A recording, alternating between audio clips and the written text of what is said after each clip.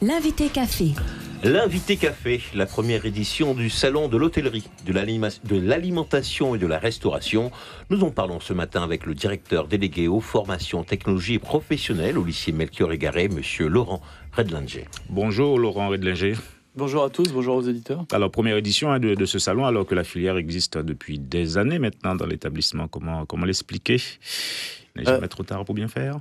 Non, mais l'expliquer, c'est parce que notre section, elle a grandi. Elle était toute petite il y a encore une dizaine d'années. On a ouvert des formations, on a ouvert des classes supplémentaires. Et puis, on a estimé qu'aujourd'hui, il y avait le moment nécessaire pour faire... Vous êtes suffisamment mûr maintenant. Oui, puis il fallait un moment fédérateur.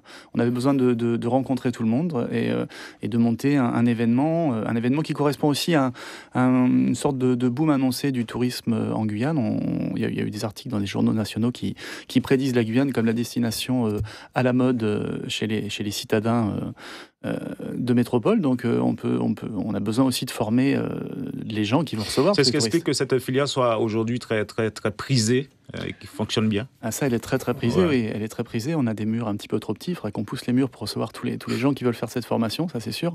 On a le projet dans 2 ans. On a une promesse et une construction dans 2 ans d'un vrai lycée hôtelier sur le site de Melchior Égaré.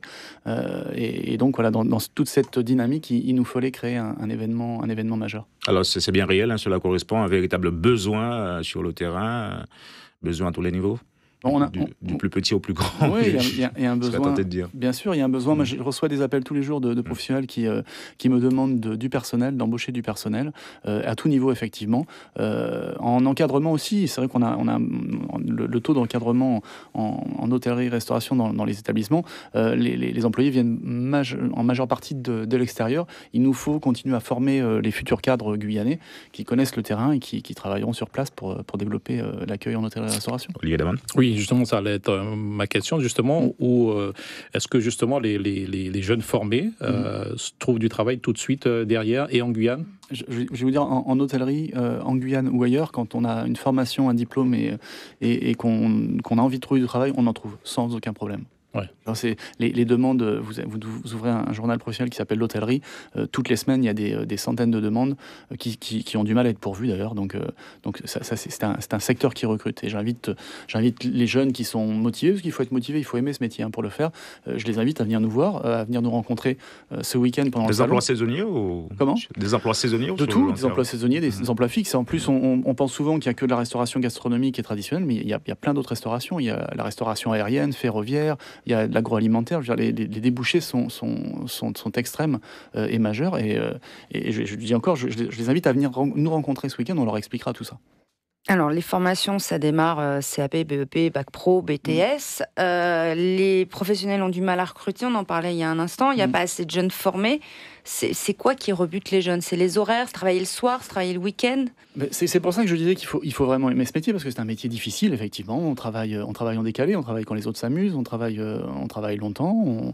On a souvent une station debout, c'est un travail qui est physique, mais c'est aussi un travail qui va nous récompenser par le fait qu'on rencontre des gens, on peut voyager facilement, on peut évoluer très rapidement dans ce métier.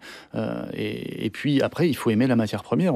On est là pour servir des repas, pour transmettre de l'amour aux gens. Et si on l'aime pas, effectivement, il y a beaucoup de jeunes qui sont rebutés par ces conditions. Mais on en a aussi beaucoup, venez nous voir, on en a beaucoup de passionnés, extrêmement passionnés, et qui sont très heureux de servir. J'étais encore hier soir au restaurant pédagogique, on voyait des jeunes qui étaient vraiment motivés et épanouis à aller servir les repas aux clients. Alors sur ce premier salon, dites-vous, il s'agit de rendre la filière beaucoup plus visible. Elle ne l'est pas suffisamment jusqu'à présent ? C'est jamais assez visible. Il faudrait qu'on en parle tout le temps. Il faudrait que vous nous invitiez tous les jours pour qu'on en parle. Mais parce qu'on fait des choses formidables à Melchior. On a vraiment une dynamique et des professeurs très très investis. Là, ce projet, il est une initiative notamment d'un professeur, Monsieur Stéphane, qui s'est beaucoup investi, et il a derrière lui toute l'équipe pédagogique qui travaille. Là, je pense que tout le monde a hâte d'être à samedi soir pour un peu souffler après le salon, parce que là, ils sont vraiment sur le pied de guerre, et il y avait besoin de fédérer les professionnels, parce que si vous allez sur notre site restomelcure.com et que vous avez tout le programme, vous verrez qu'on a de nombreux producteurs qui comptent en Guyane. On a des acteurs de la formation, on a des institutionnels, on a des conférenciers qui vont nous faire des conférences toute la journée. On a un atelier de cuisine spectacle avec cuisine de démonstration toute la journée. On a tout un programme et donc on avait besoin de rencontrer tout le monde et puis de mettre toute l'hôtellerie-restauration en avant. Alors, 2 journées, 2 journées de salon, une journée pour le grand public et une autre pour les scolaires. C'est quoi ? Il s'agit de susciter des vocations en fait, c'était un peu remplacer la banale journée porte ouverte par un vrai salon. Là, on va leur faire parcourir notre établissement. Ils vont pouvoir participer à des ateliers pâtisserie, ateliers dégustation, ateliers cocktail, sans alcool, je précise, pour les scolaires. Et donc, on va vraiment les insérer dans le lycée. Ils vont voir un petit peu comment ça fonctionne en vrai, en espérant que ça leur donne envie. Juste au lycée Melchior-Égaré, on parle de circuits courts de plus en plus. Est-ce qu'on cuisine local ou est-ce qu'on apprend les grands classiques de la cuisine française ? Mais on fait les deux. Et je dirais même qu'on essaye d'introduire du local dans le classique. Parce que nous, ce qui nous importe, moi c'est un combat personnel que je mène. Il faut consommer local, il faut développer la consommation locale. Et je pense que c'est partagé par toute notre équipe d'enseignants et puis nos futurs élèves et étudiants. Pour la majeure partie d'entre eux, ils vont travailler ici, donc il faut qu'ils connaissent les produits. Et ça fait partie de notre credo. D'ailleurs, vous verrez dans le programme, on a le chef Katia Desprez qui vient avec nous pendant 2 jours, qui va aussi travailler les produits locaux. Vous savez qu'on travaille régulièrement avec Gastronomie Guyanaise. Sur cette antenne, on apparaît très souvent sur Kalawang le samedi matin. Et donc là, c'est notre credo, vraiment les inciter et les sensibiliser à l'existence d'une gastronomie, d'un patrimoine local. Malik Kataye. Donc ce salon de l'hôtellerie, vous allez avoir donc des professionnels qui vont arriver sur place pour aider davantage ces jeunes. Bon, on a des professionnels de la formation, des professionnels de l'hôtellerie-restauration. Là, on est en partenariat avec. Alors, j'ai pas le droit de locaux citer, ou extérieurs. Locaux.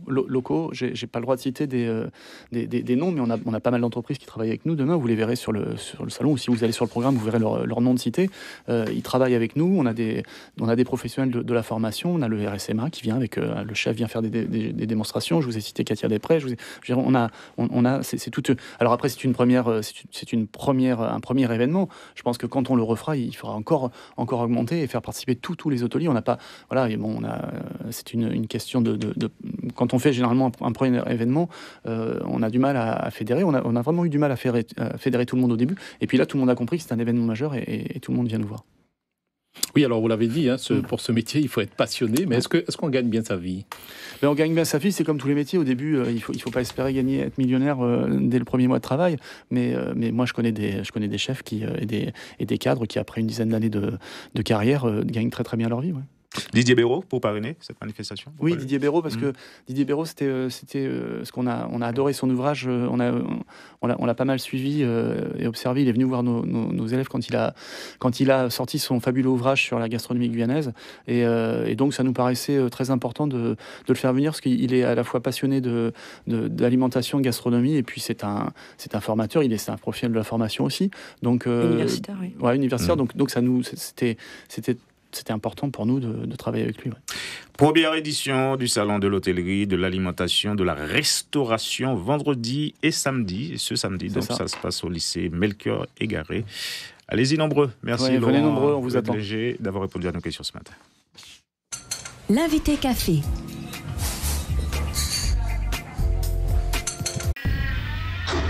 Suivez l'info sur Guyana Première, télé, radio et internet.